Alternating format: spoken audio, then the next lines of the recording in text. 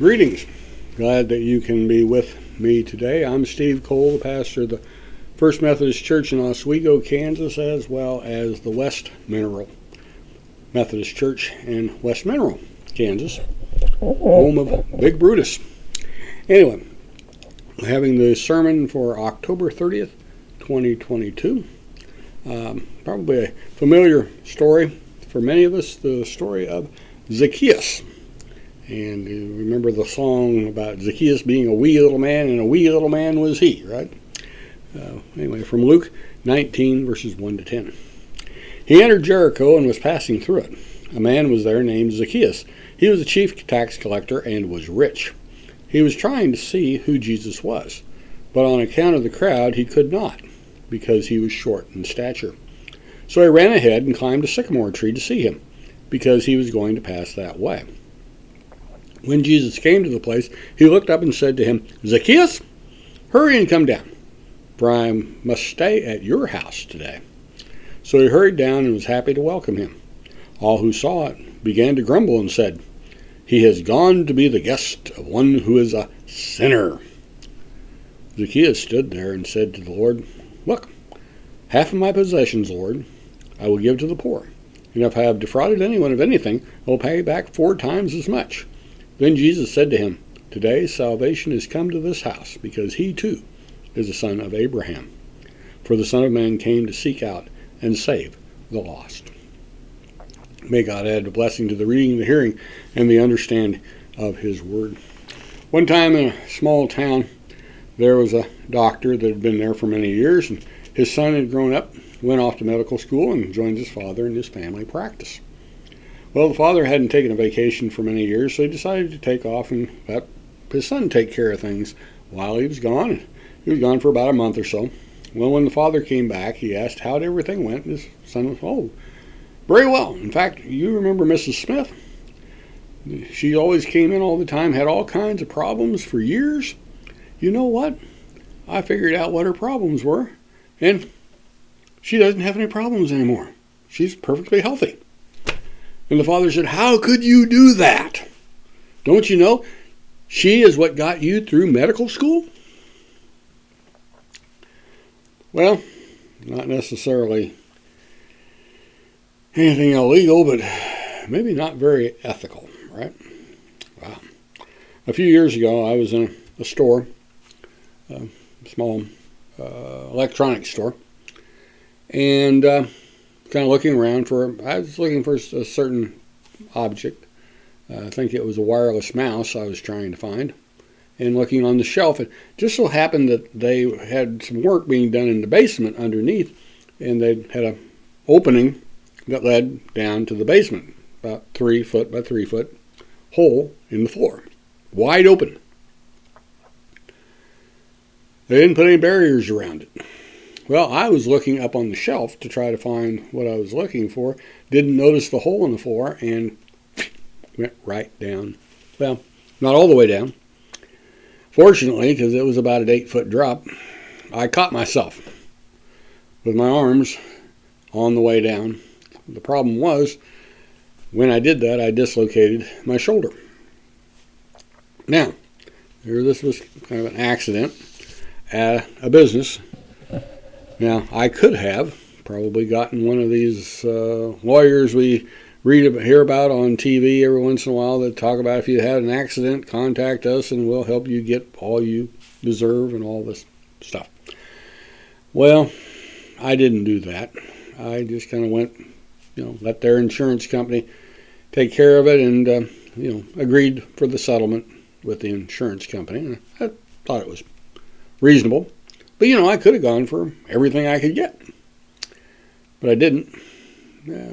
It's questionable whether that's ethical or not to do that. But see, those things.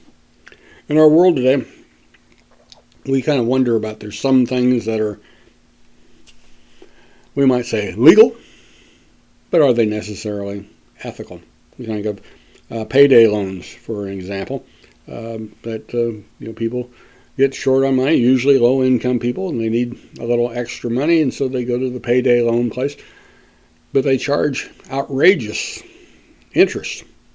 Now, it's not so bad to loan somebody money. People need money every once in a while.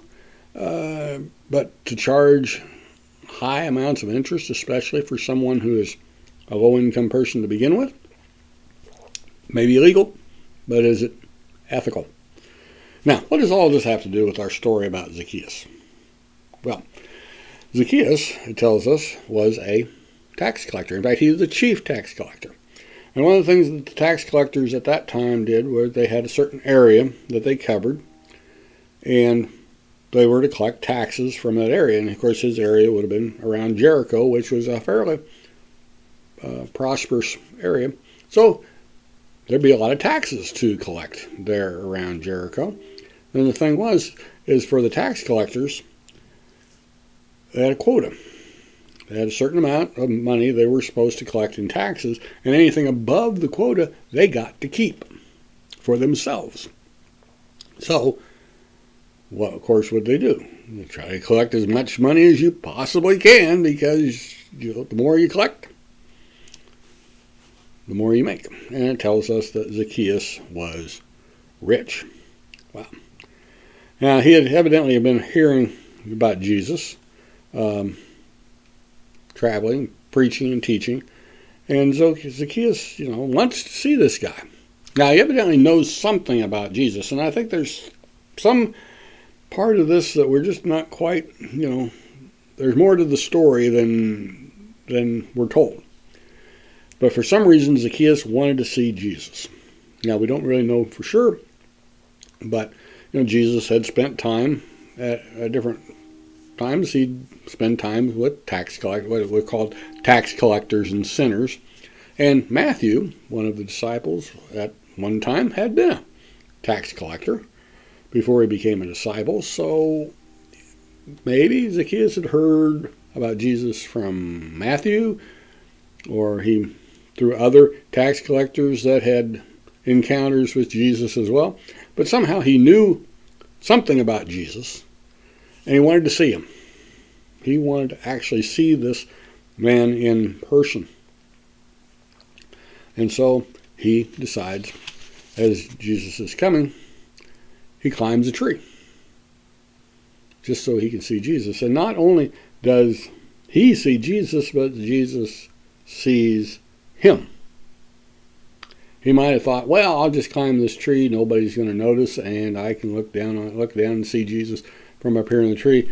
And maybe nobody else noticed, but Jesus did.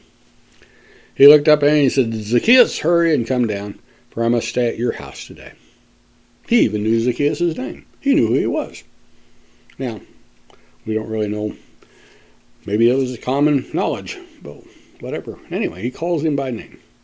And what does Zacchaeus say? Look, half my possessions, Lord, I will give to the poor, and if I have defrauded anyone of anything else, I will pay back 4 times as much. Somehow Zacchaeus is convicted of what he had done wrong in the past, and he's wants to make restitution for what he had done. That's why I say I think there's more to the story somewhere. That evidently Zacchaeus is probably thinking about this already and knew something about what Jesus taught, and he just hadn't quite come to the point where he was ready to do something about it until he's there and sees Jesus. Many of us, maybe from time to time, or think someday I'm going to do whatever it is.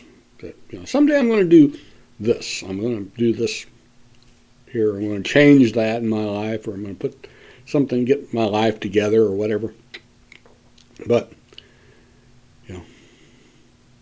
that day sometimes comes, sometimes it doesn't. I can remember when I got what I would call the call to the pastoral ministry. Well, I didn't just pack my bags and take off and go to seminary right away.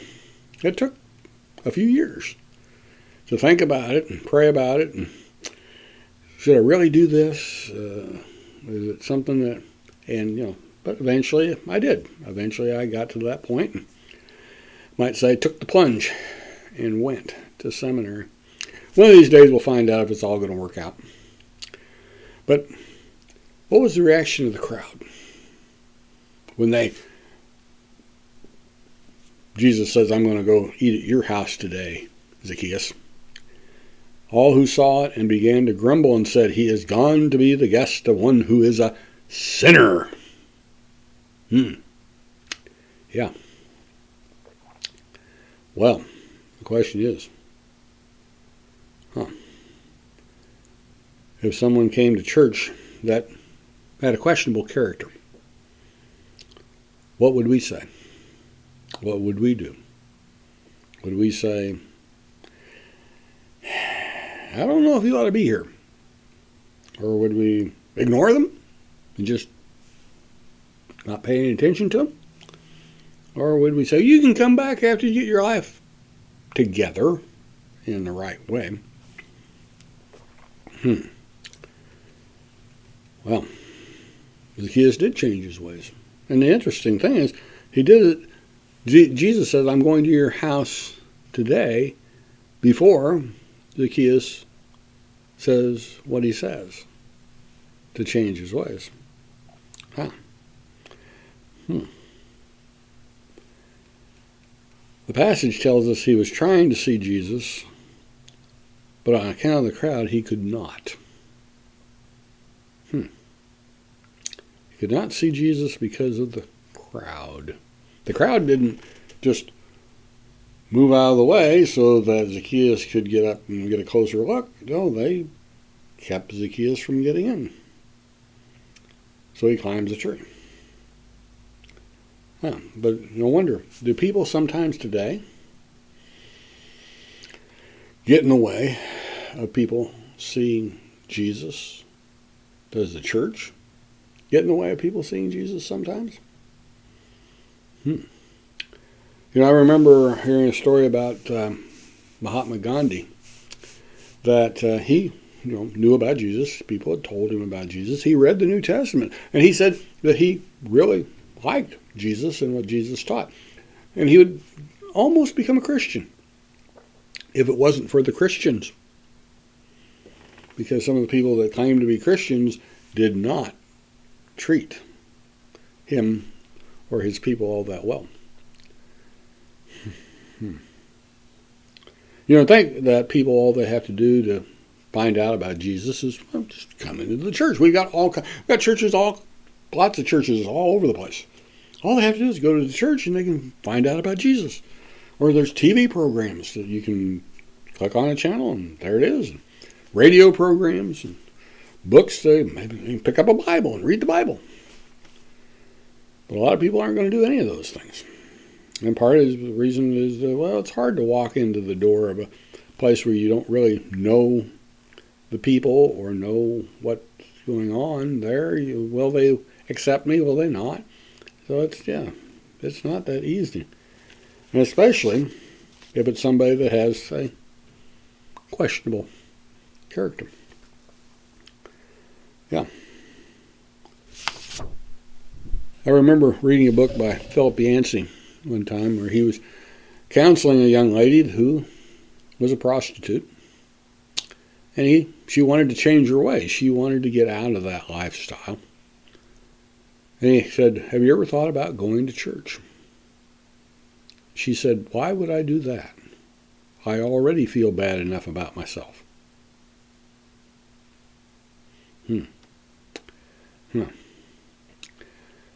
One time at one particular church, there was a new high school baseball coach showed up one Sunday. He was going to, and the people in the church, wow, this is great.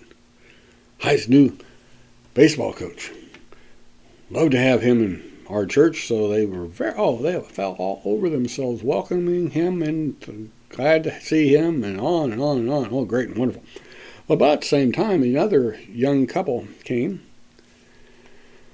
with a couple little boys who were a little unruly. Hadn't been to church a whole lot, and so they really didn't know how to act. How did they react to him? They basically ignored him. Didn't pay a whole lot of attention to him at all. The interesting thing is, the baseball coach didn't come back but the young man with the little boys did. And sometimes, in spite of ourselves, people still, he was coming to see about Jesus. Kind of like Zacchaeus.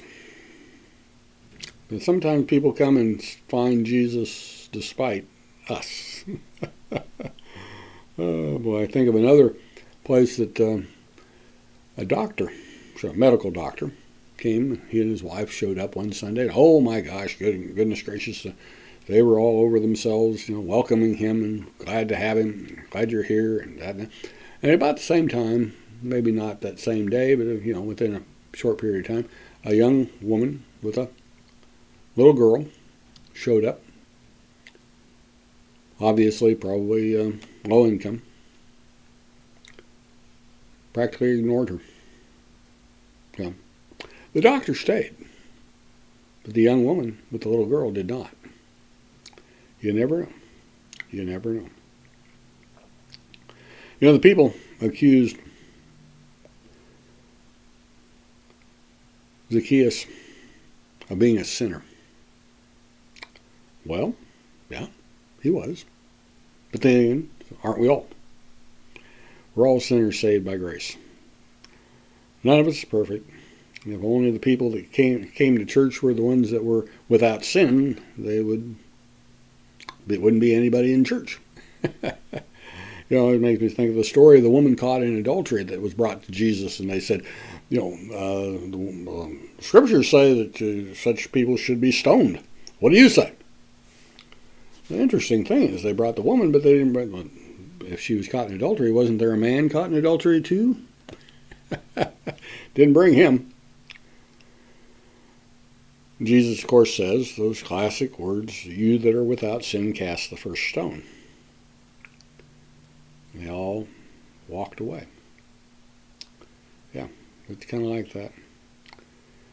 People aren't necessarily going to walk in the door of the church, watch a TV program or the radio, or pick up the Bible and read it, but they might see something in us that they can see Jesus in us, we hope. That maybe that can get them to see Jesus. There's a place where Jesus talks about the end of the age where he gathers the sheep and the goats are gathered together and they're separated out. Well, that's his job, not mine. My job is not to separate the sheep and the goats. My job is just to gather the sheep and the goats in and let him take care of who belongs where. Well, thank you for coming. I hope this was of some usefulness and blessing to you. And know that God goes with us to guide us, lead us, and help us today and every day. Amen.